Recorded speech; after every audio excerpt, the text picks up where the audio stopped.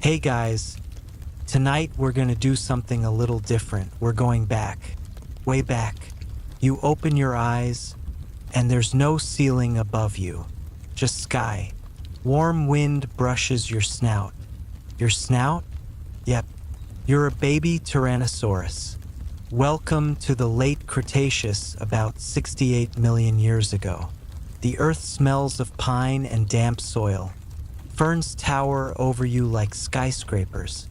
Dragonflies the size of frisbees buzz lazily overhead. And everything looks like it could eat you. You probably won't survive this. But hey, let's enjoy the view while we can .so. Before you get comfortable, take a moment to like the video and subscribe, but only if you genuinely enjoy what I do here. And drop a comment with where you're watching from and what time it is for you. Now, dim the lights, maybe turn on a fan for that soft background hum, and let's ease into tonight's journey together. You've just cracked out of your egg. The goo is still sticky on your skin. You're small, barely the size of a turkey, and your siblings are flailing around beside you, chirping and squeaking. The nest smells like wet leaves and crushed shell. Somewhere nearby, something massive moves through the forest. You freeze, instinct already whispering, "Stay quiet." You peek through a tangle of ferns and see her, your mother, or at least the enormous adult Tyrannosaurus who laid the egg you came from. She's walking away, her massive tail swaying like a living tree trunk. No farewell, no lullaby. Just footsteps, then silence. And now it's up to you. This wasn't a world of hugs and bedtime stories. It was more like hatch fast, grow faster, or get eaten. You and your nestmates stay hidden for days. You nibble on bugs, tiny lizards, whatever wriggles by. But you're growing. Fast. That's one of the odd things about tyrannosaurs. Growth spurts were wild. Paleontologists say you went from puppy size to car size in just a few years. Somewhere around the 14-year mark, you'd weigh over a ton. Puberty here meant you suddenly became too big to hide, and too hungry to ignore anything smaller than a house. Point one mainstream fact: your world wasn't just dinosaurs stomping around. There were flowering plants, early birds, and mammals the size of squirrels skittering through the underbrush. This wasn't some static, primeval landscape. It was alive, complex, even kind of beautiful, in a toothy, terrifying way. You stumble through the ferns on shaky legs, your balance iffy. A dragonfly whizzes past, and you snap at it clumsily. Mississippi. But you'll get better. You're already learning. That squawking sound? Not a friend. It's a dromaeosaur, feathered and fast, like a prehistoric roadrunner with a sickle for a toe. You crouch low, heart pounding. It sniffs the air, moves on. This time, you're lucky. Your feet sink slightly into the damp soil with every step. It's warm, almost tropical. The humidity clings to your scales. The sun filters through layers of leaves above you, dappling your mottled skin in light and shadow. Your coloring helps you vanish into the forest floor, which is handy because that giant shadow passing overhead. Not a cloud. That was a Quetzalcoatlus, a flying reptile with a wingspan bigger than a small airplane. And yes, it absolutely would have eaten you if it saw you. That's one of the fringe tidbits. Not all danger came from below. Some of it soared. Food is a constant concern. You eat, you grow. You don't eat, you die. Some days you're lucky, tiny mammals emerge at dusk, and you manage to snap up a few. Other days you chew on carrion, holding your breath against the stink. And when food runs out in one patch, you move on. There's no schedule. No lunchtime, just opportunity. Historians still argue whether tyrannosaurs hunted in packs or were mostly loners. Right now, you're alone. The forest sounds different when you're by yourself. Every rustle could be a predator. Every stillness could be a trap. The tension never really fades. Even while you sleep, curled in a warm pile of leaf litter, one eye stays half open. You develop faster than modern animals. Your brain is built to detect movement, to judge distances. You're not smart like a human, but smart enough to know what's dangerous, what's edible, and what to avoid. Days become weeks. Weeks become months. You grow taller. Your teeth sharpen into thick, banana-shaped daggers. They're not slicing tools, they're bone crushers, and they're already starting to do their job. Point one morning, you step out into a clearing and feel the sun on your full-length spine for the first time. You stretch your jaws in a wide, lazy yawn. Then suddenly a tremor, a low, pulsing rumble. Something is coming, something big. You freeze again, your heartbeat fluttering like a trapped bird. From the trees emerges a juvenile ankylosaurus, basically a walking tank with a mace for a tail. You stay still. It doesn't notice you. You could try to bite it, but nah, you're not suicidal. You watch it lumber past, your instincts weighing options you don't quite understand yet. Maybe one day you'll be able to take down something like that. Not today, as the sun dips behind the trees. The air cools. Shadows stretch across the forest floor.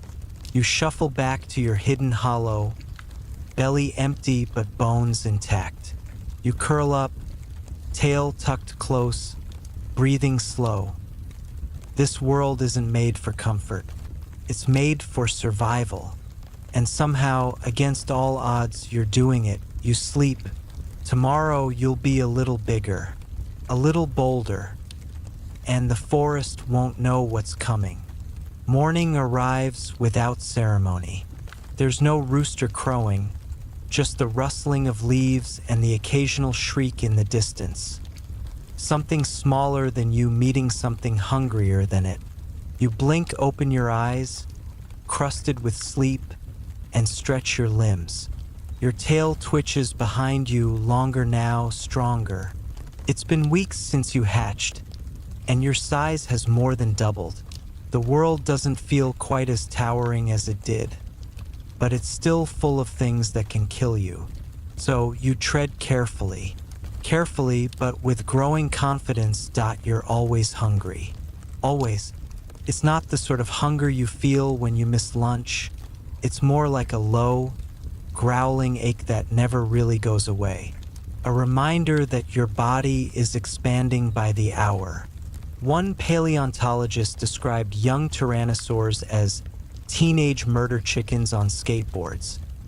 A phrase that feels surprisingly accurate when you misjudge your footing and nearly faceplant into a pile of ferns.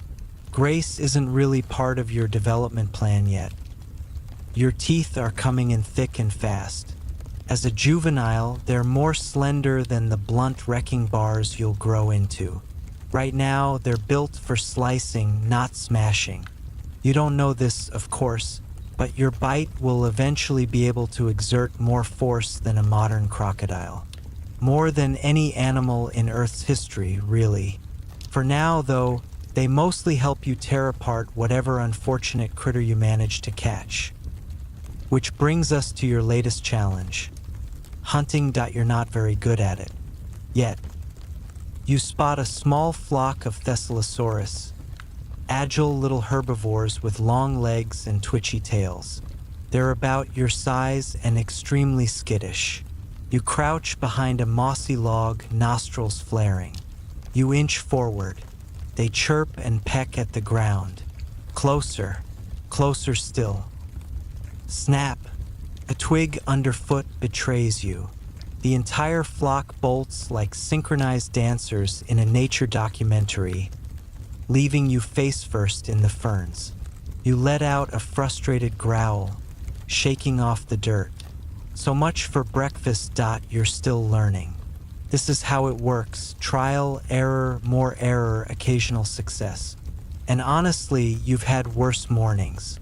One time you chased a Pachycephalosaurus, a dome-headed herbivore known for bashing rivals with its skull, and it turned around mid-chase and headbutt you square in the chest.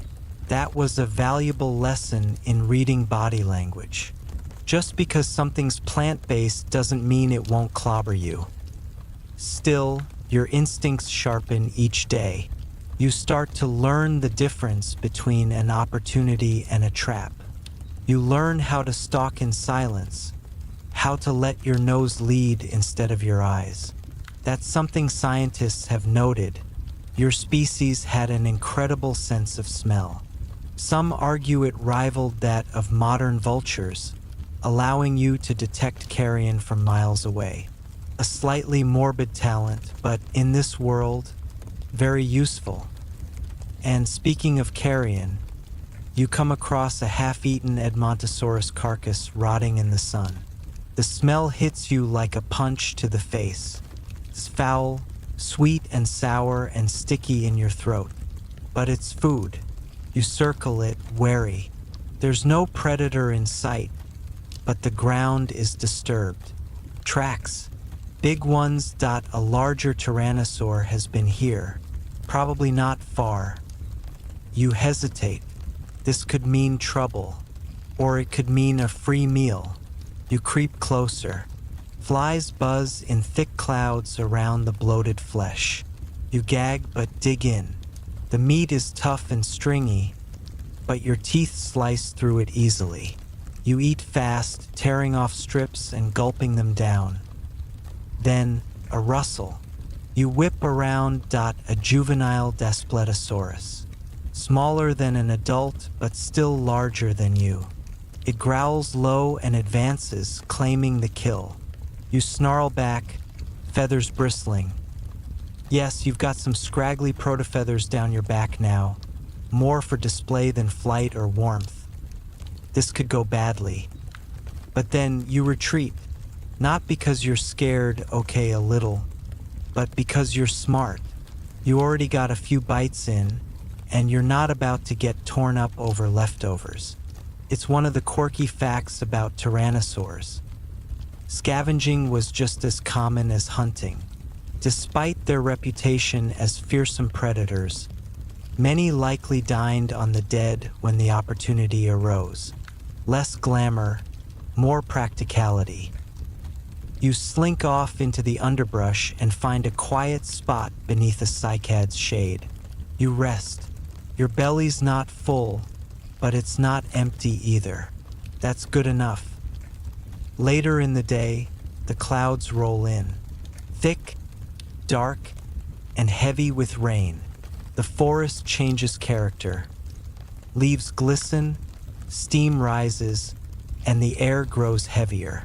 You press low to the ground as the first drops fall. Then sheets of warm rain cascade through the canopy. You're soaked in minutes, but you barely notice. As you sit there, dripping and blinking against the downpour, you spot something slithering past your feet. A snake. Not a giant one, just a squiggly little guy. You snap at it, miss, snap again. Got it. A tiny snack, but it makes you feel like a god. Historians still argue whether juvenile tyrannosaurs formed loose groups for safety or were entirely solitary. You haven't seen your siblings in a while. Maybe they moved on. Maybe they didn't make it. Either way, it's just you now. You don't mind. The forest is big. Big enough for one growing predator. The rain dies down by nightfall. The sky glows deep purple as the sun slips beneath the horizon. You stretch your limbs, shake the water from your back, and find a patch of soft, mossy ground to settle into. Crickets chirp. Somewhere, something howls, sharp and distant. You close your eyes, full of meat and rainwater and the feeling of having survived another day. Tomorrow, you'll run faster, bite harder, Get one step closer to the monster you're destined to become. You're crouched low in the tall ferns again, but this time you're not trembling with juvenile nerves. This time you're focused, calculating. Older now, about the size of a horse, your body has filled out with muscle, your legs like pistons, and your eyes sharper than ever. You've shed the clumsy awkwardness of youth, well, mostly, and you're learning the most important lesson in your survival playbook: patience. There, ahead of you in a patch of sun-dappled clearing, is your target, a Tyrannosaurus, a chunky, horned herbivore browsing on low-hanging branches. It's not huge, not yet full-grown, but still bigger than you. Still dangerous, but it's alone, separated from its herd. And it has no idea you're watching. You've stopped breathing.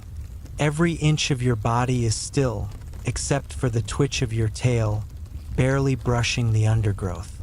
You wait, and wait, and wait some more. Because if you've learned anything from this world, it's that rushing in is a great way to get gored by a beaked face or trampled by 2 tons of panicked prey. Ambush is your new art form. The wind shifts. The Tyrannosaurus lifts its head and sniffs. You freeze. It blinks. Then, too late, it turns. You launch. Your legs explode beneath you, and suddenly you're a blur of claws, teeth, and muscle barreling through the underbrush. The crash of ferns, the thud of your feet on dirt. It's a thunderclap. The prey bolts, but not fast enough. Your jaws clamp down on its flank with a squelch, your teeth tearing through hide and tendon. It bellows, kicking and thrashing, but you're locked in. This time you win. Dinner point one mainstream fact about your species is that despite your massive adult size, you were surprisingly nimble in your youth. Paleontologists believe younger tyrannosaurs may have filled a different ecological niche, chasing smaller, faster prey, before they bulked up and slowed down. You were sprinters, not just stompers. Olympic-level murder machines, if you will. You spend the next hour eating. The meat is tough, but your slicing teeth do their work. You tear, swallow, tear again. Your snout is slick with blood. It's messy, primal, and, frankly, a bit gross. But to you, it's just dinner with a side of adrenaline. Nearby, something rustles. You lift your head, alert again. Not another predator, just a flock of small trudens skittering through the brush. Big-eyed and twitchy, like little prehistoric raccoons. They pause, stare at you, then dart away, chirping nervously. You don't bother chasing them. Too small. Not worth the effort right now. As you rest after the meal, belly stretched and heavy, you lie half in shadow, half in sun. Your skin is mottled with color, deep greens, earthy browns, perfect for blending into your environment. Whether tyrannosaurs were fully camouflaged is still up for debate, but it makes sense, doesn't it? You're a predator. Stealth is your currency. If your prey sees you too early, the whole operation's blown. A dragonfly lands on your snout. You flick it away lazily. The forest hums. You close your eyes, letting digestion and drowsiness settle in. But this is the Cretaceous. Quiet never lasts long. Later, the wind carries the scent of something off. Sharp, musky. Another predator. You lift your head, nostrils flaring.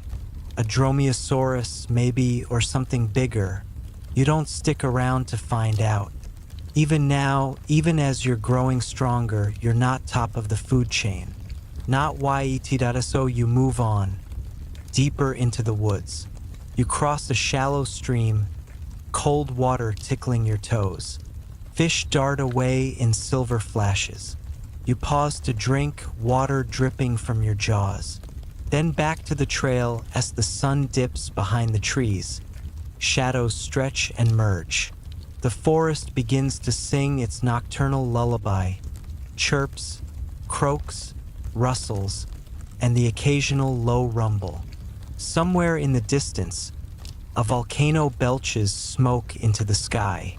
You don't know what a volcano is, of course, but you feel the tremor in your bones, the vibration in the ground. There's a theory, just a fringe one, that some dinosaurs could sense seismic activity before it erupted into disaster, like a prehistoric sixth sense. No proof, but maybe you notice things we'd miss. Maybe the air just smells wrong. You settle for the night beneath a cluster of ferns, your body curved protectively, tail tucked in. Your dreams are twitchy and fragmented, snatches of motion, glimpses of prey, the taste of blood, the echo of footsteps behind you. Historians still argue whether Tyrannosaurs hunted alone or cooperatively. There's fossil evidence that suggests both. Bone beds filled with multiple tyrannosaurs. But were they hunting together or eating each other? Hard to say. You haven't met another of your kind in weeks, which is fine by you. One tyrannosaur in a forest is intimidating. Two, that's a turf war waiting to happen. You wake just before dawn, the sky painted in purples and oranges. The air is cool, damp, and still. You stretch, shake off the leaves clinging to your side, and begin another day. The ground here is soft. Your toes sink in, leaving prints like clawed potholes. One day, those prints will fossilize. Millions of years later, humans will find them, measure them, speculate about your gait and weight and speed. They'll write articles, argue in classrooms, disagree over everything from your diet to your social habits. But right now, you just walk, because it's morning and you're hungry again. Always hungry that a lizard zips across your path. Too small. You let it go. The art of ambush isn't just about the pounce. It's about restraint. Letting the wrong meal go so you're ready when the right one stumbles into view. You've failed a dozen hunts. You'll fail a dozen more. But each one teaches you something. When to move, where to wait, how to breathe without a sound. And someday soon, you won't need stealth.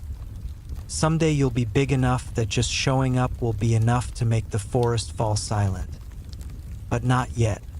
There's a stillness in the forest that morning, the kind that isn't peaceful. It's expectant, like the trees are holding their breath, waiting for something to happen. You're still moving, but slower now. Not because you're tired, though let's be honest, that full-body wrestling match with the Tyrannosaurus yesterday did leave your limbs a bit sore. No, today you move slowly because something's different. You're not alone. Your snout lifts, nostrils wide. The breeze carries a familiar scent, musky, heavy, and just a little too similar to your own. Another tyrannosaur, bigger, much bigger. You pause, heart pounding. Now, this could be interesting or terrible, possibly both. You follow the scent trail, cautious and silent, weaving between cycads and towering tree ferns. And there it is, the source, a full-grown adult. The first you've ever seen this close. She's massive, towering. Her head alone is longer than your whole body was just a few months ago. Her tail stretches behind her like a living whip, and her body casts a shadow that swallows the underbrush. You freeze, every muscle stiff with uncertainty. Fight? Flee? Hide? She doesn't seem interested in you. Not yet. She's sniffing at a fallen log, claws scraping the earth. Maybe she hasn't even noticed you. But even if she has, you're not threatening enough to bother with. That's reassuring? Maybe.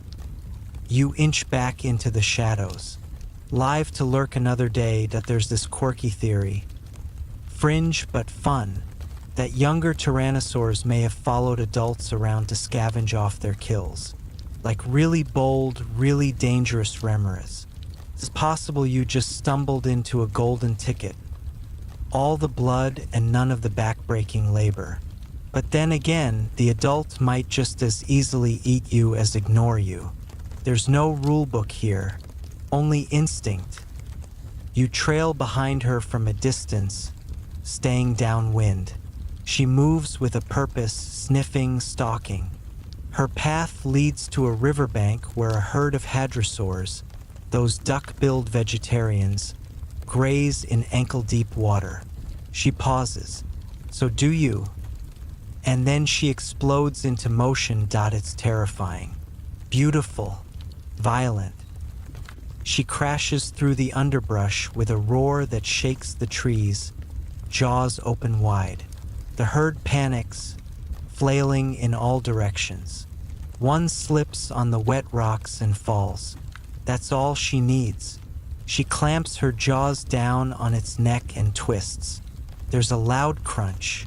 The forest goes silent again. You watch from the safety of the trees, breathless. She starts to eat, slowly, methodically, like she's done this 1,000 times. You creep closer. Maybe you can sneak a bite. You wait until she's distracted, tearing at the hadrosaur's stomach, then slink to the opposite side. Your heart pounds in your ears. You reach the carcass, stretch your neck out, and tug a strip of flesh free. She lifts her head, looks directly at you. Time freezes. Then, surprisingly, she huffs through her nostrils and goes back to eating. No roar, no chase, no dismemberment, just tolerance. Historians still argue whether adult tyrannosaurs ever mentored their young, or if interactions were strictly opportunistic.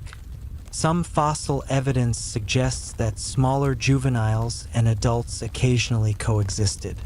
Maybe it's not family. Maybe it's just luck. But right now, she's letting you share her kill, and that's a miracle. You eat your fill, then a little more. Your belly swells, and you stumble away from the carcass like someone who hit the all-you-can-eat buffet a little too hard. She doesn't follow. She doesn't need to. You find a soft patch of dirt and collapse into it, limbs sprawled and eyelids drooping. The afternoon hums around you, lazy, warm, content. Your body aches from the tension, but your stomach is full, and for once you feel safe. As the sun begins to dip, you dream. You dream of running faster than the wind. You dream of hunting perfect, clean takedowns with a single bite. And you dream of size, of being so big the ground shakes when you walk. When you wake, the adult is gone. Only the gnawed remains of the hadrosaur remain. Crows, well, prehistoric equivalents anyway, have gathered to pick at what's left. You don't chase them off. You got what you needed. You rise, stretch, and yawn wide, showing off those knife-like teeth. Your jaw cracks satisfyingly. You're taller now, stronger. Growth spurts come fast and dramatic. 1 week you're the size of a horse, the next a van. Your legs have thickened, your tail has lengthened, and your center of gravity is shifting. You move differently now, more grounded, less twitchy. Like a predator finally settling into its armor. A few hours later, you catch a whiff of rot. Another carcass. This one old and picked over. You sniff at it uninterested, not worth the food poisoning. But you do spot something nearby that makes you pause. A nest. Not yours. Inside, eggs. Some broken. Some whole. This is where things get complicated. There's no adult nearby. But that doesn't mean much. You know better than to hang around another predator's nursery. You back away slowly, even as your hunger whispers that eggs are soft, full of protein, and completely helpless. But you're full, and you've had enough brushes with death for 1 week. Besides, you might want a nest of your own someday. The sun sets behind a wall of volcanic peaks, casting a red glow across the canopy. You make your way back into the forest, tail swaying, step steady. You don't run anymore. You don't have to. Not always.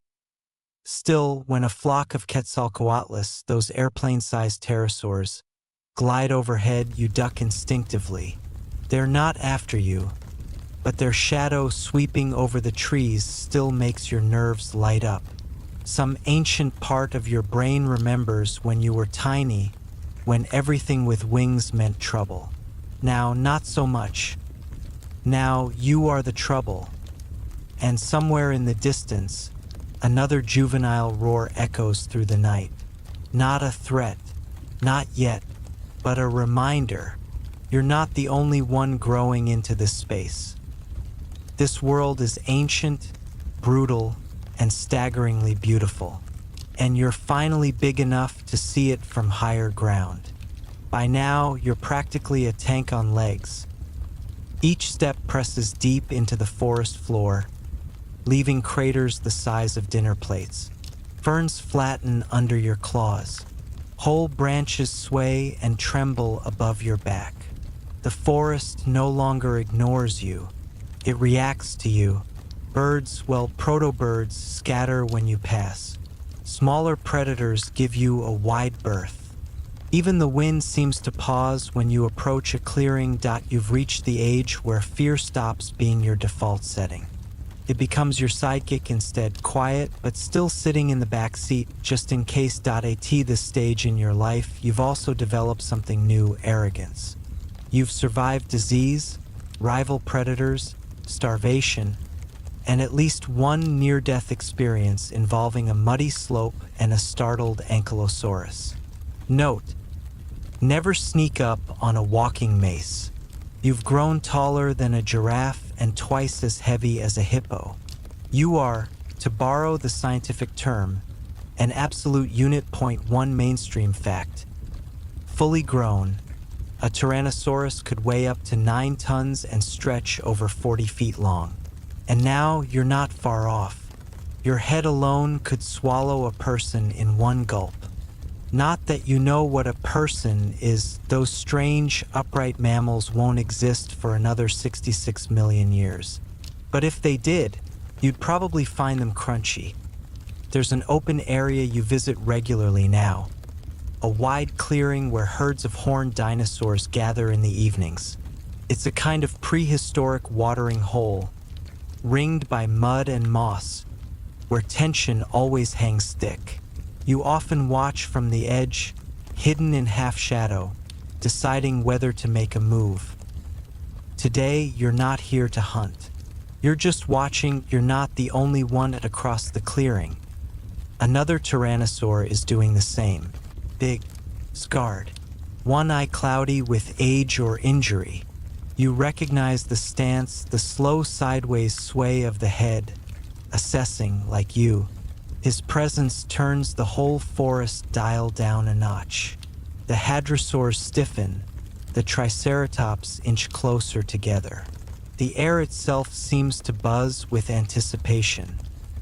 This is no coincidence. You're in each other's territory.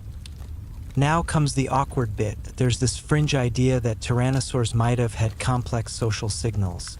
Displays involving vocalizations, tail posturing, maybe even subtle changes in skin coloration. Not chatting exactly, but something more than just roaring and biting. Right now, you and this stranger are exchanging a prehistoric version of the "what are you doing here" face.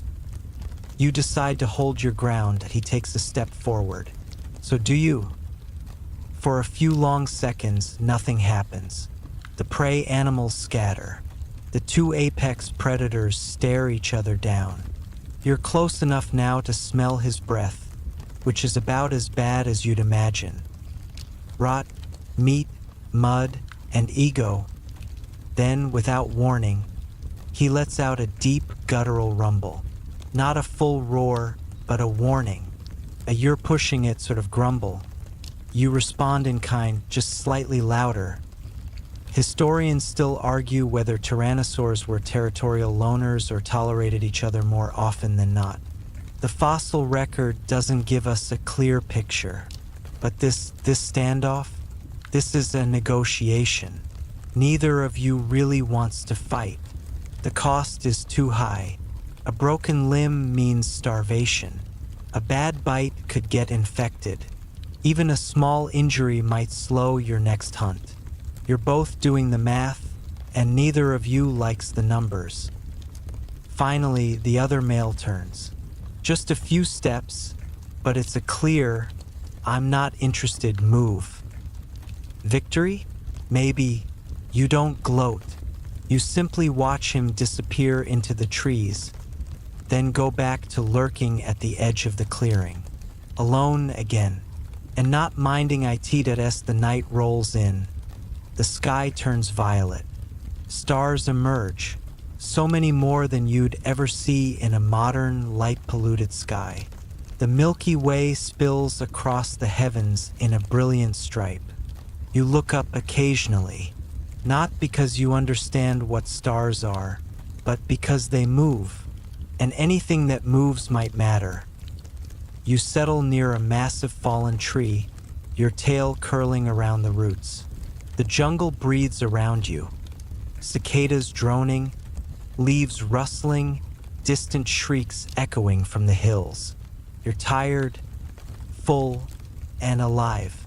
There's something deeply peaceful about lying beneath a canopy that hasn't changed in millions of years. Knowing your heartbeat is one of the loudest things out here.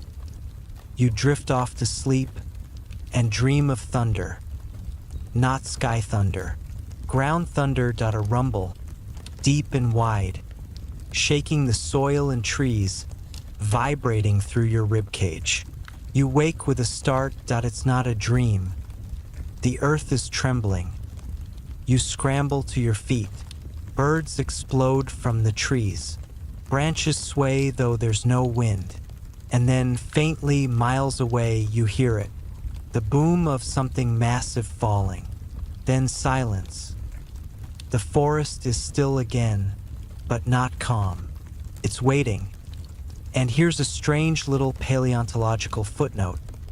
Some researchers believe there may have been more frequent seismic activity during the late Cretaceous, especially around areas where volcanic activity was common. Was this just a random quake? A shifting of tectonic plates? Or the prelude to something larger? You don't know. But your instincts are screaming. You turn and move. Not running, not yet, but fast. Your body's still vibrating from the ground shock. Birds are still shrieking above. A herd of ornithopods stampedes past you, panicked and directionless. You keep moving. That's the thing about being an apex predator. People assume it means you're fearless, untouchable. But the truth is, apex just means top of the list. And even the top of the list gets eaten by a falling tree, or buried in ash, or knocked off a cliff by a landslide. You know better than to stand around waiting for answers. By the time you reach a ridge, the tremors have faded. The jungle is quiet again. False calm. You pause to catch your breath, chest heaving, sides rising and falling like bellows. Below you, the valley stretches in a perfect panorama of green and gold and shifting shadows. You're safe. For now. Dawn breaks slow and syrupy over the ridge, painting the treetops with peach-colored light. You blink against the brightness, your eyes still bleary from a sleep laced with tremors and tension. The ground hasn't shifted again, which is nice, but something about the silence still feels artificial, like the world is holding its breath. Still, breakfast isn't going to chase itself. You lumber downhill through vines and dew-drenched undergrowth, tail swaying in wide arcs to counterbalance your massive head. Your joints creak a little, nothing serious, just the price of being a multi-ton murder machine. You need food, and you need it soon. Hunger is a more urgent voice than fear. You pass a half-submerged skeleton, a long-dead hadrosaur, ribs bleached and scattered, already picked clean by smaller scavengers, insects, and the creeping march of time. A few shiny beetles click around inside the skull. Not exactly appetizing. You move on. Today's hunt will take patience. The easy stuff has moved uphill after the quake. You'll have to work for it. But then again, working for it is what separates you from, say, that overconfident dromaeosaur you once saw try to bring down a juvenile Torosaurus and get flung through a tree. Pretty sure he's still up there, possibly in several pieces. The air gets denser as you descend into a misty lowland swamp. This is new ground, uncharted territory for you. It smells like decay and fungus and wet roots. Your nostrils flare, sorting through layers of scent. Leaf rot, stagnant water, distant prey. And there, buried under all of it, something big. You follow it. The trees open up around a boggy clearing, and that's when you see her. A massive Ankylosaurus. Armor-plated, club-tailed, basically a walking tank with the attitude of a brick wall. She's chewing lazily on something unidentifiable, likely a plant with the texture of boiled shoelaces. You crouch low, considering.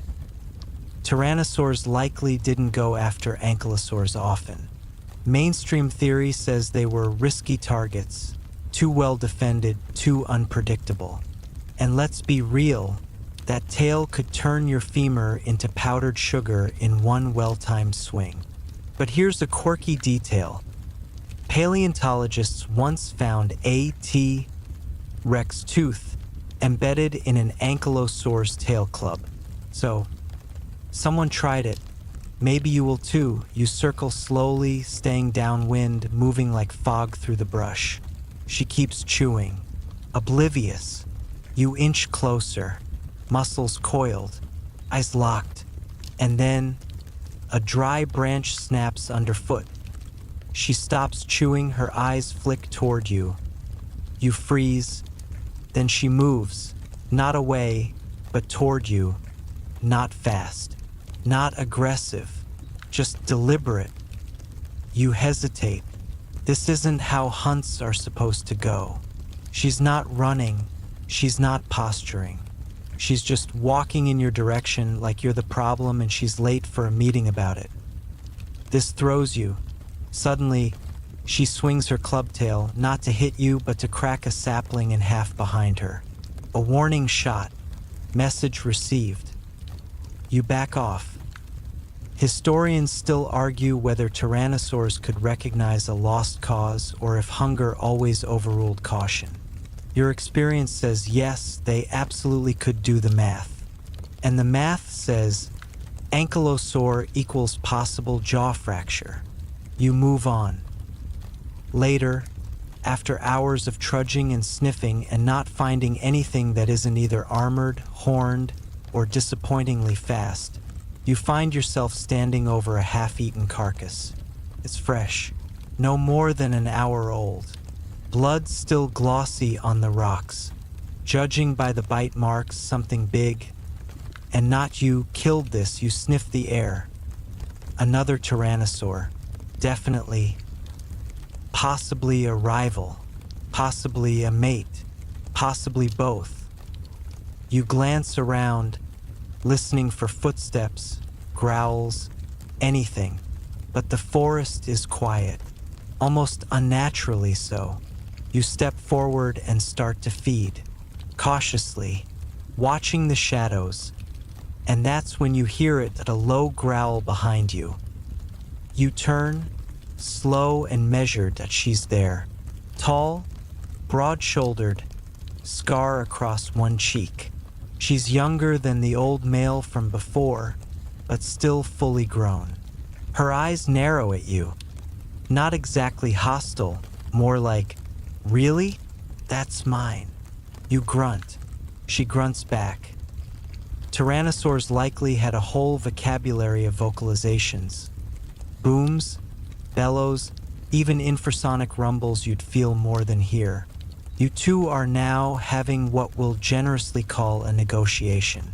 You take another bite. She doesn't move. You both stare, and then she steps forward and starts eating. Co-feeding is rare among large predators in the modern world, but there's growing evidence that T. rex might have tolerated it more than expected. Maybe it was about sharing risk, or maybe she's just not hungry enough to pick a fight. You both eat in tense silence, like roommates who've both claimed the last slice of pizza and are pretending it's totally normal. Eventually, you're full. She's still chewing. You back away slowly, never breaking eye contact. She watches, but doesn't follow. You disappear into the ferns, body heavy and satisfied. Night falls again, warm and still. You find a dry patch beneath an ancient conifer and lie down. Your full stomach stretches under your ribcage, and your eyelids drift LOW'd in the distance. Thunder rumbles again. Real this time, sky thunder.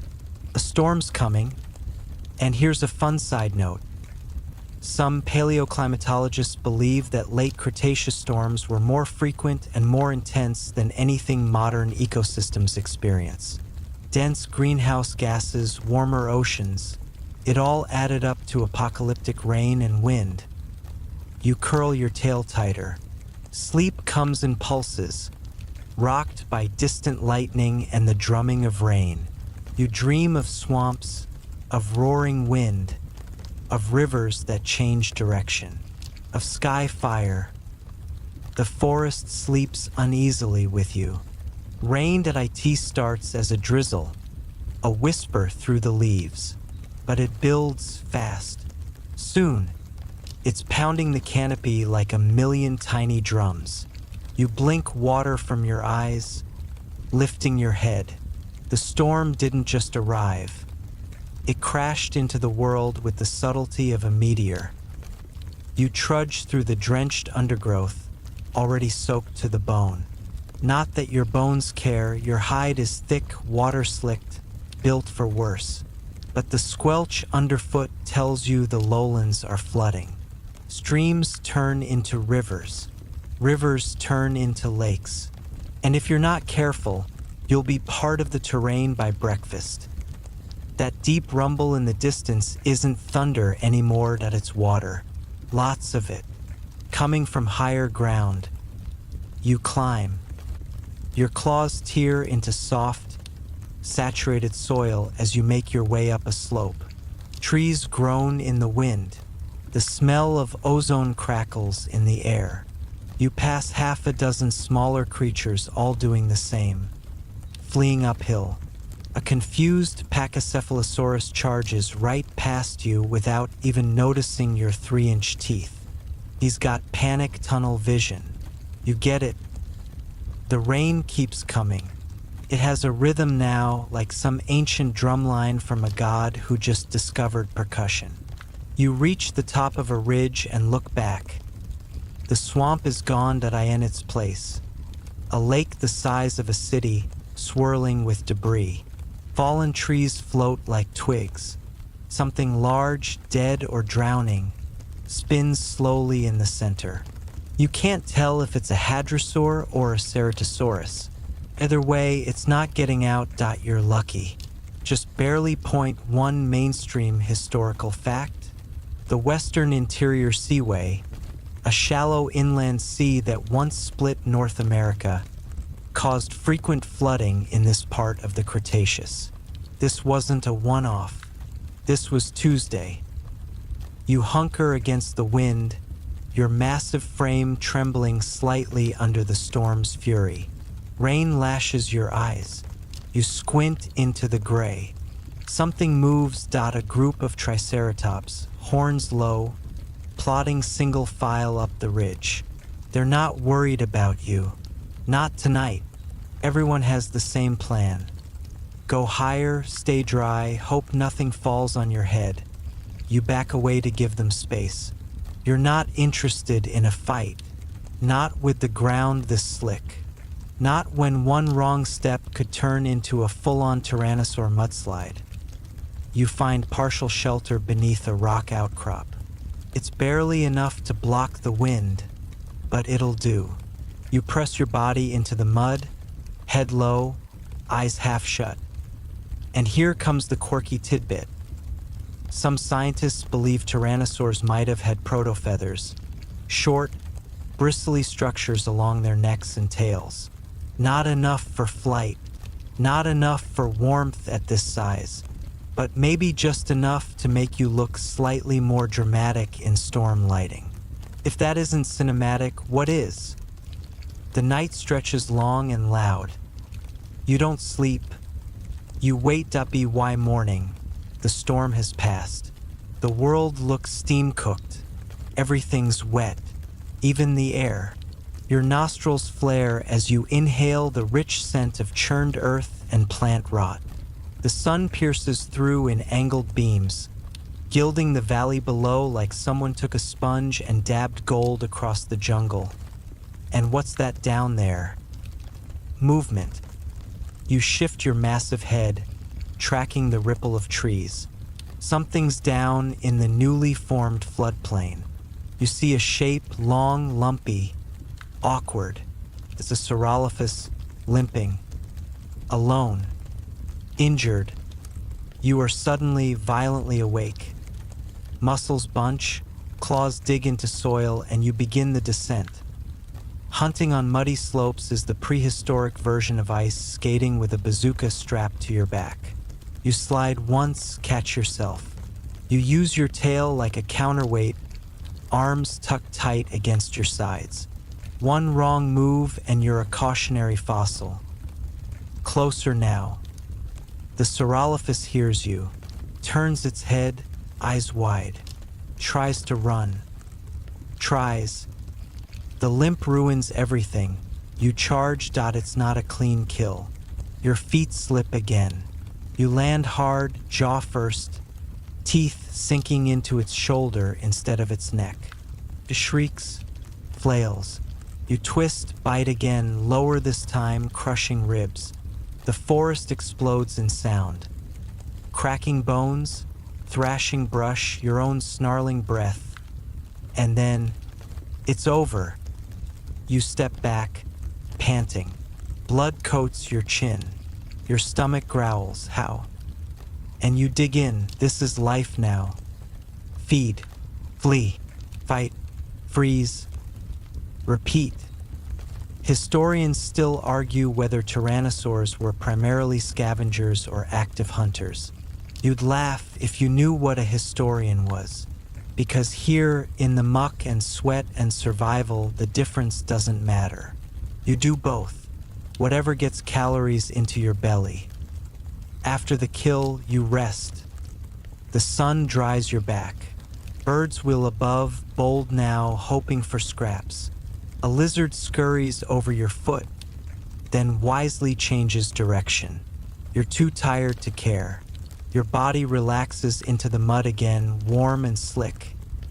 You close your eyes, and that's when you feel it. Not sound, not sight, just a pressure. In the back of your skull. A strange awareness.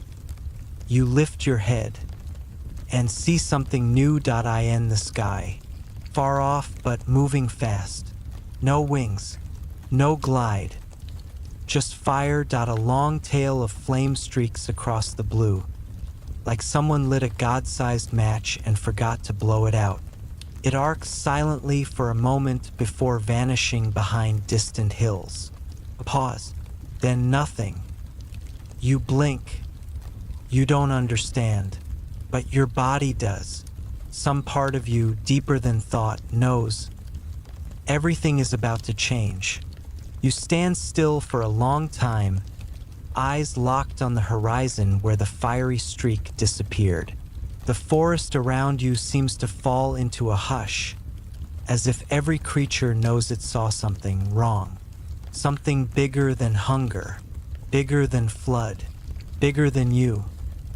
But then, as life always does, it starts moving again. Birds chirp. A beetle scuttles across your tail. A pterosaur squawks overhead, blissfully ignorant or aggressively in denial. The world resets itself like nothing happened to you. However, can't quite shake it. You turn back to the carcass, your Saurolophus still warm, already buzzing with insect interest. You eat, not because you want to, because instinct says, don't waste it. Calories now might mean survival later. The meat is dense, chewy, stringy in places. Not your finest meal, but it'll do. As you eat, your tail flicks side to side. Restless. You feel watched. Not by eyes. By the future. Here's a mainstream historical fact. The fiery streak you just witnessed likely came from the Chicxulub impactor, a mountain-sized asteroid destined to hit the Yucatan Peninsula and end 75% of life on Earth, including you. Not right away, but soon. The early signs will be subtle. A few panicked migrations, cloudier skies, colder nights, but you won't know the cause. You'll just feel the rules changing, like the planets flipping through a new playbook. You wipe your blood-slick snout against a tree trunk, leaving a gruesome red smear. Nearby, the mud bubbles, gases escaping from a deep, geologic groan. The earth is unsettled, like something is stirring beneath it. You move again, not out of fear, just restlessness. Further downhill, you find new territory. You're careful, this isn't your patch. Scents are wrong. Trees are arranged in unfamiliar geometry. You feel like a stranger walking through someone else's memory. You pass a strange cluster of rocks, each one flat and stacked like pages in a book. They're not rocks, actually, ancient shell formations left over from when this whole region sat underwater. Fringe paleogeologists claim some dinosaurs returned here instinctively, drawn to fossil seafloors as the end neared. Familiar ground, perhaps, a kind of geologic comfort food. More likely, you're just walking in circles. You spot movement ahead, a herd of Maiasaura, grazing nervously near a small river. Mothers, babies, adolescents. You watch them for a long time from the shadows, not with hunger, but curiosity. They move in coordinated ripples, like they're part of the same muscle. Did you know Maiasaura means good mother lizard? Mainstream science adores them. Nesting behaviors, group defense, parental care. It's practically a dinosaur family sitcom. They're gentle, cautious, but not dumb. One of them lifts her head, looks directly at you. You don't move. She doesn't either. A wind rolls between you, cooler than it should be. Historians still argue whether dinosaurs sensed the coming extinction, whether they picked up on the planet's final chapter even before the asteroid hit. Were their migrations unusually erratic? Did egg clutches start failing more often? Some fossils suggest yes. Others shrug and say coincidence. You hold the Maiasaura's gaze. Then she turns, walks away. Not in panic, just done. You lie down in the shade. You're not tired, not exactly, just heavy, like your bones have learned a new kind of gravity. You rest your head on the roots of a fallen cycad and close your eyes and dream. You're walking through a valley that doesn't exist. Sky flickering with strange colors.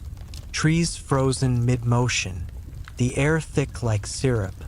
Above you, stars swirl in slow spirals, and a sound like ocean waves rises from the dirt.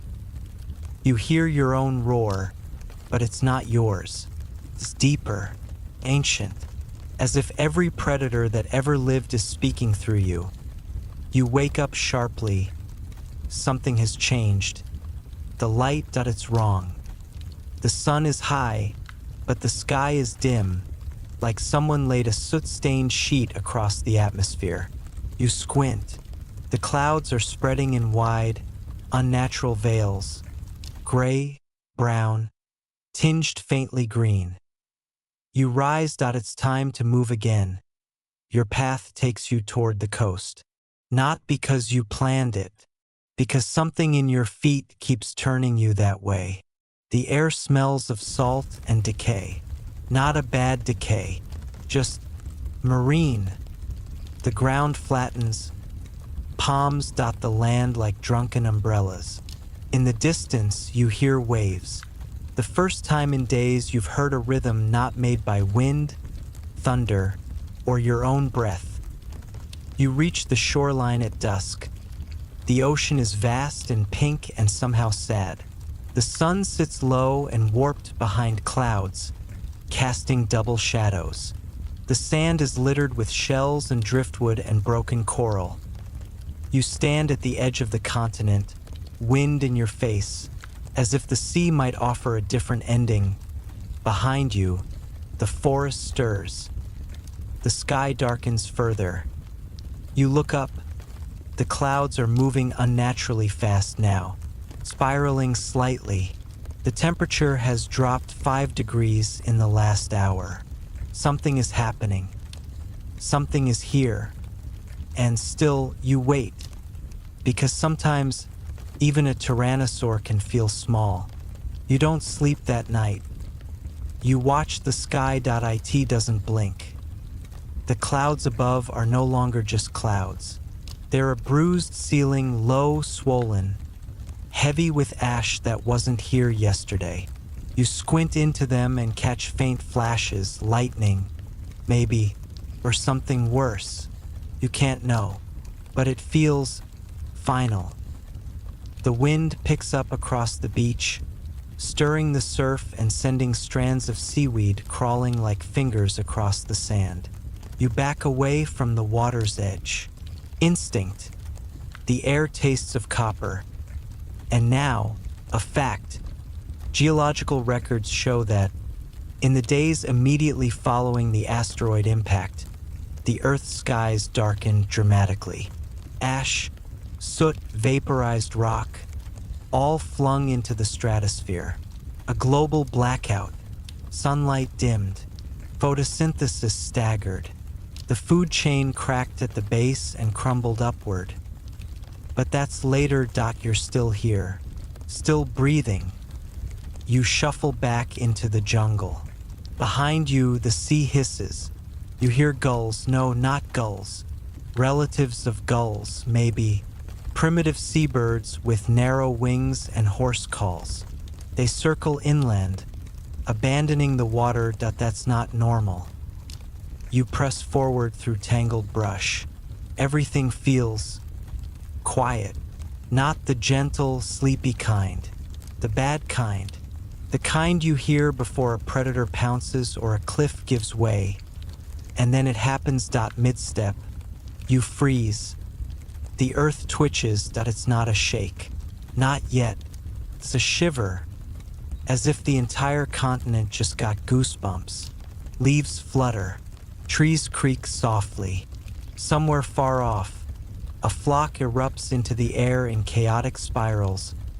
You pause, and the shiver grows. The ground beneath you suddenly thuds once, like a giant heartbeat.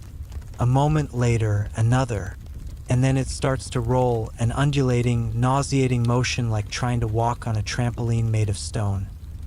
Earthquake. Big one. Not local. Global. You brace your legs, tail wide, claws digging into the soil. Trees bend unnaturally. Branches crack. A giant fern collapses like it's been sucker punched by an invisible hand.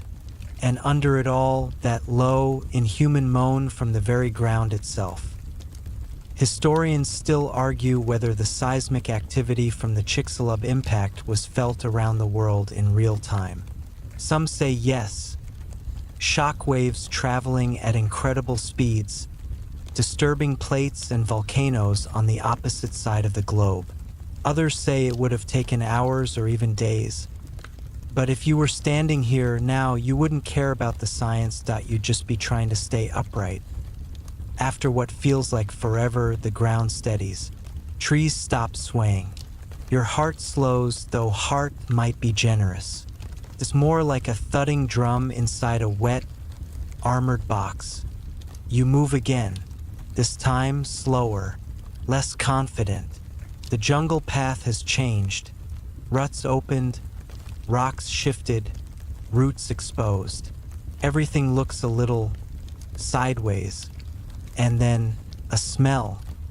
Smoke, you turn toward it, not fearfully curious more than anything. It's faint, but it cuts through the thick coastal air. You push toward the source, muscles aching. Over a ridge, you find it. Fire. A patch of forest is burning. Not brightly, not like a campfire. This is dull, dirty, low fire, more smoke than flame. Trees hiss, bark splits, and ash falls in little gray flakes like deadly dandruff. Nothing moves within it. Even the insects are gone. The heat makes your vision ripple. You stay at the edge. Watch. Some scientists believe the post-impact world may have been riddled with massive wildfires, ignited by molten ejecta raining down after the asteroid strike. The air itself caught fire. This wouldn't have been a one-time blaze. It was everywhere. And yet here you are, still breathing. You turn away from the fire and find a dry hill, just high enough to survey the broken land.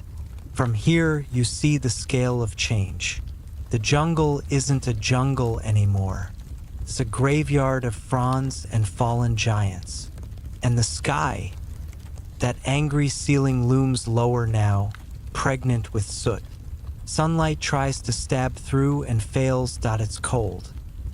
Not Ice Age cold, just wrong cold. Like someone flipped the season switch to oops. Nearby, a pair of Truden flit between shrubs. Small, smart, feathery. They're digging, perhaps looking for food, perhaps out of nervous habit. They see you and pause, but don't bolt.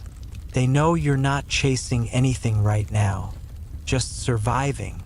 Like them, they go back to digging, you exhale. And now, a quirky tidbit.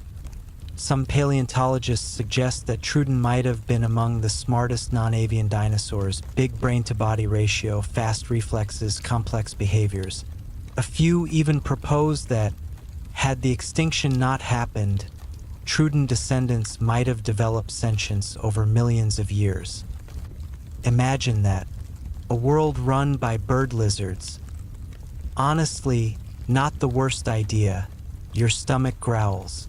Again, you haven't eaten since yesterday, and the Saurolophus is now a steaming mess of insects and crows. You trudge downslope, sniffing for something less post-apocalyptic. You find a carcass, not yours, a Stegosaurus, half buried in ash, twisted like it fell mid-run, still fresh, still warm. You take a bite. It tastes like soot and meat. You keep eating anyway. Above you, the clouds rumble. One flash of light, then another. Not lightning, something higher, something unnatural. You pause chewing. The first ash begins to fall like snow. Not gentle, not pretty. It stings your eyes, clings to your tongue, dries your skin. You squint upward. It's beginning. Ash falls in thick, choking layers, smothering the jungle like a suffocating blanket. It drapes the trees, the ferns, and your massive shoulders. You blink through the grit, trying to catch the edges of the world, but everything blurs. The sky has turned the color of wet concrete. It's silent, except for the soft hiss of ash hitting leaf and claw at your nostrils flare, tasting dust and smoke and something metallic in the air. You try to breathe slow, but it's no use. Your lungs ache with each inhale. Still, you keep moving. There's no choice. Survival isn't about comfort now, it's about stubbornness. You stumble down a slope, claw catching on ash-covered roots. Your feet slip on the powdery ground, and you almost faceplant into a heap of burnt leaves and broken twigs. You growl low and push forward. Here's a mainstream fact. The asteroid impact threw so much debris into the atmosphere that sunlight was blocked for months, if not years. This impact winter led to a catastrophic collapse of ecosystems worldwide. Photosynthesis ground to a halt. Herbivores starved. Carnivores like you, starvation came soon after. You trudge past a fallen conifer, its needles gray and brittle. Nearby, a hadrosaurus lies motionless, its body already stiff and cold. You sniff cautiously, no fight left in it. The smell of decay is thick, but you don't recoil. Hunger sharpens your senses. As you continue, the landscape becomes increasingly unfamiliar. The lush green of life is replaced by gray and black. Branches snap underfoot, brittle like old bones. You pause near a shallow pool, its surface glassy and still. A small fish flickers beneath the water, a rare sign of stubborn life. You drink. The water tastes off, metallic, tinged with ash, but it's better than nothing. You lower your head again and continue. You are tired, but you keep going. Muscles ache. Every step feels like dragging a weight. Remember the proto-feathers? They don't help now. If anything, they catch ash like a fine dusting of dirt, weighing you down. Historians still argue how long the food chain lingered after the impact.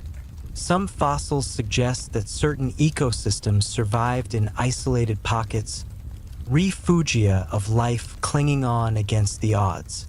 Others say it was a rapid, brutal reset. You're living that debate. In real time.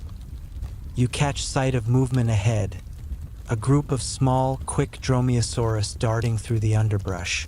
They're skinny, gaunt, twitchy. Hunger makes them bold, almost reckless. You consider chasing, but your energy is low. Besides, they disappear too fast. You trudge forward, feeling the weight of days without real rest. The air thickens. A low rumble vibrates through the earth, like a growl from the planet itself. You stop, sensing something beyond your senses. Not a predator, not prey, something else. The sky darkens further. A thick, sulfurous fog rolls in, tangling around trees and clawing at your skin. You can barely see a meter ahead. You lower your head, and the world closes. You're walking through a shadow, and the shadow is deep. You can't tell if it's night or a new kind of day, a day made of smoke and silence. Your stomach growls again, louder this time. Hunger is a pulse beneath your ribs, a constant reminder that the end is near. But something else grows, too. A strange clarity. A sense that, in this smothered world, survival is less about power and more about patience. You pause, taking a breath that tastes like ash and memory. Then you keep walking. You move through the thickening fog like a ghost of the old world, silent, heavy, and almost unreal. The ash has settled on every surface, dulling colors into shades of gray and brown, draining the vibrancy from the jungle that once roared with life. It's eerie, like walking through a dream where everything is just a little off. You pause beside a cracked stone that sticks out of the dirt like a broken tooth. The rock's surface is strangely smooth, worn down by time and elements. You lean your head against it briefly, curious why this spot feels different. Maybe it's just a strange instinct, or maybe, in your reptilian brain, you recognize the ancient pulses beneath the crust. Plate tectonics still grind slowly, even as the world burns. Speaking of stone, here's a mainstream fact. The asteroid impact created a massive crater known today as Chicxulub, around 150 kilometers wide. The shockwave from the collision was so powerful it created earthquakes, tsunamis, and volcanic eruptions worldwide. The geological chaos reshaped the Earth's surface in ways still visible millions of years later. The fog seems to thicken, swirling at your feet. You can barely see your claws now. Your breathing is heavy, each breath a rasp. The ash has clogged your throat and lungs, turning your usual predator growl into a weak cough. Survival isn't glamorous. Nearby, you notice a cluster of oddly shaped bones half buried in the ash. They don't look fresh, but they're still recognizable. Some kind of small herbivore. You step over them carefully, respecting the silent dead. You wonder if they faced this nightmare alone, or if they had family. If they wondered what was happening. 2. You push forward, muscles stiff. Hunger gnaws, but your mind feels oddly calm, detached even. This is the new world. A soft rustle catches your attention. Out of the haze, a lone Pachycephalosaurus staggers into view, its thick skull battered and scarred. It moves with difficulty, one leg dragging. It looks at you with tired eyes, and for a moment, the two of you share a tired acknowledgement of the struggle to survive. Quirky tidbit. Pachycephalosaurus is famous for its dome-shaped head, often speculated to be used in headbutting contests, like prehistoric rams playing bumper cars. Whether that was for mating rituals or territory defense, scientists still debate. You watch the battered beast disappear slowly into the gray haze. You move on. The ground beneath you trembles faintly again. This time, it's softer, like the pulse of a distant heartbeat. You sense the world is still settling, still angry. You trudge deeper into the ash-covered jungle, eyes scanning for any sign of life. Leaf, insect, distant roar. You hear nothing but your own ragged breathing and the crackle of dry branches underfoot. Suddenly, you smell something odd sour, like overripe fruit mixed with rot. You follow it cautiously and discover a cluster of half-buried fruits. They're withered, almost unrecognizable, but they still hold a trace of sweetness. You chew cautiously, not because you're hungry for fruit, but because sometimes, even a carnivore needs to taste the world's fading flavors. Historians still argue whether some dinosaur species could digest plant matter opportunistically in harsh conditions. The evidence is murky, but it's an intriguing idea that even tyrannosaurs might have nibbled on leaves or fruit when meat was scarce. You swallow and continue moving. The fog begins to lift slightly, revealing a landscape scarred and still recovering. Trees stripped bare, branches reaching like broken arms. The sky is a dull slate, but you see faint light, hope. Maybe you're tired beyond words.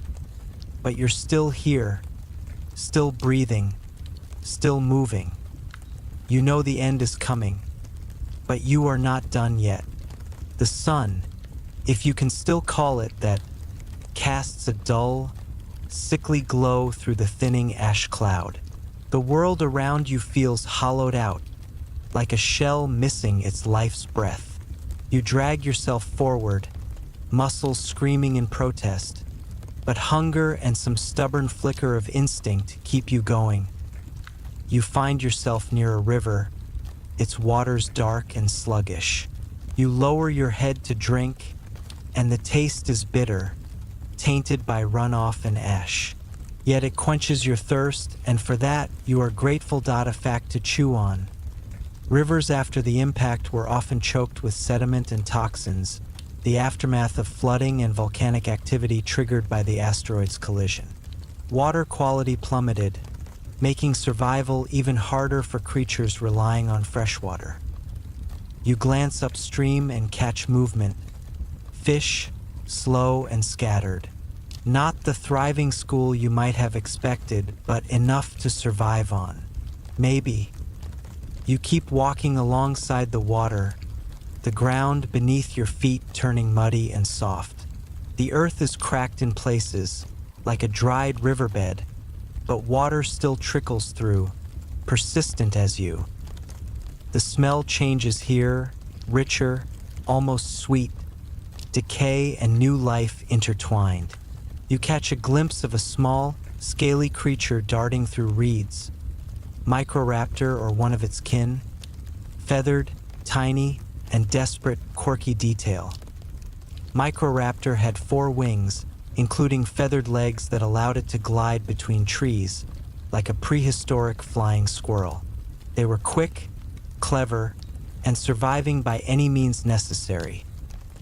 You watch it disappear into the underbrush, a reminder that life fights on, even in places where you'd expect silence. Historians still argue about how rapidly ecosystems recovered after the impact. Some evidence shows a surprisingly quick rebound in isolated pockets, while other regions took millions of years to heal. You're witnessing the slow crawl of recovery, or at least the struggle toward it. As you move away from the river, the terrain changes again.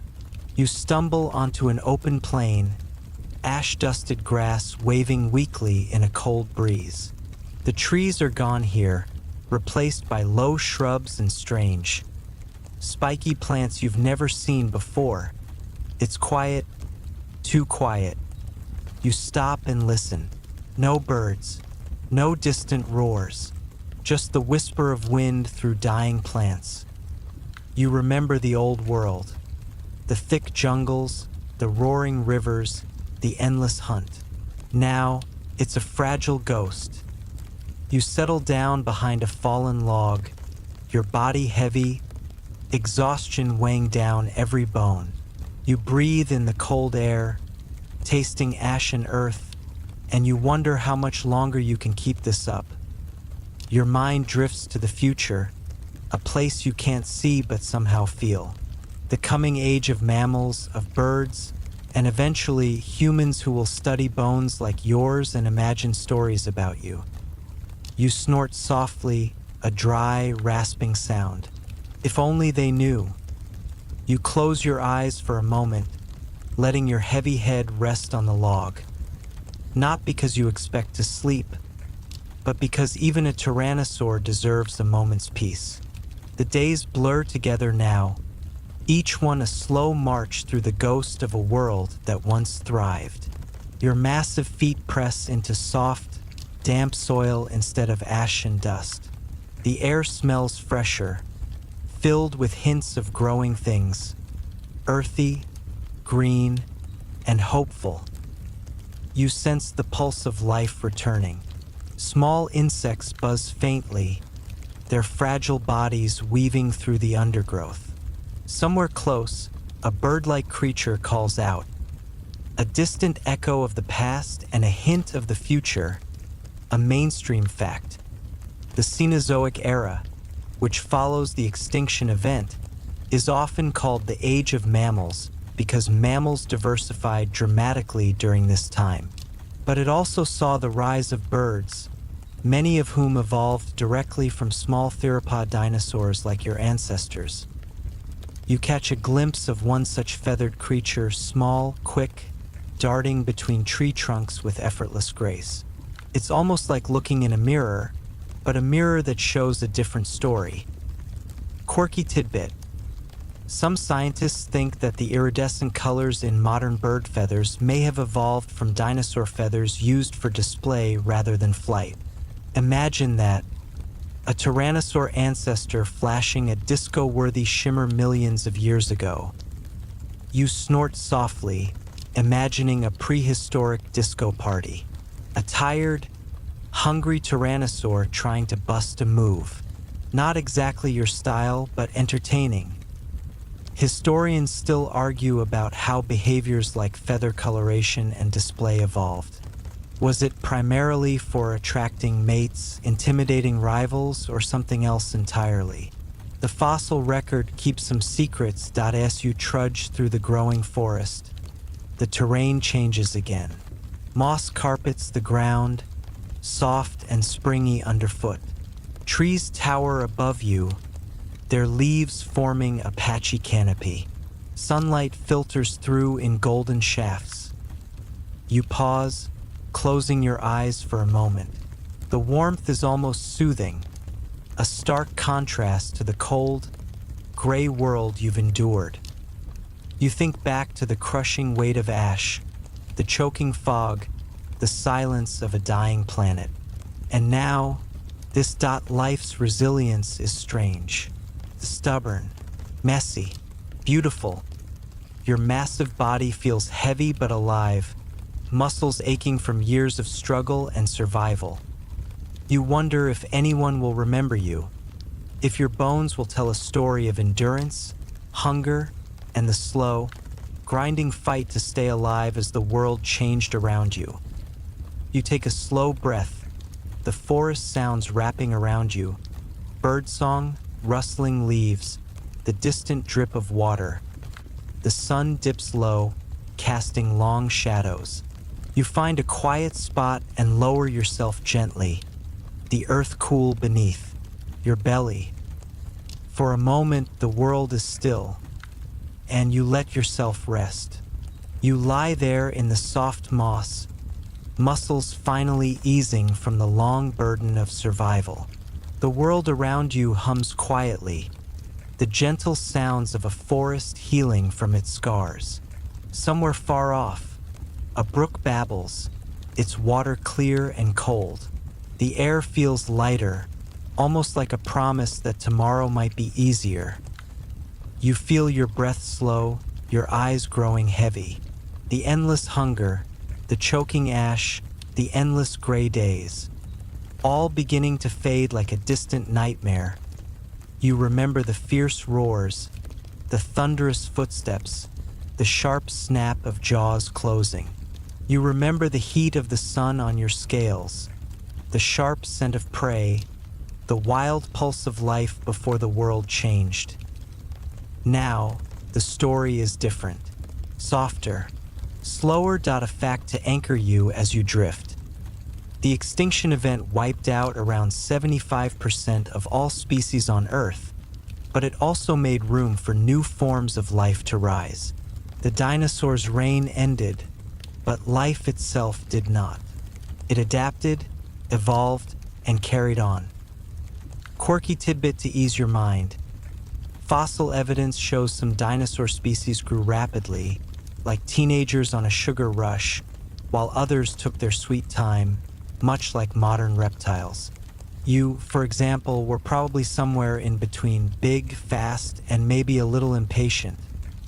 Historians still debate the exact reasons behind the extinction's timing and speed. Was it just the asteroid? Or were volcanic eruptions and climate shifts working in tandem? The Earth keeps its secrets well.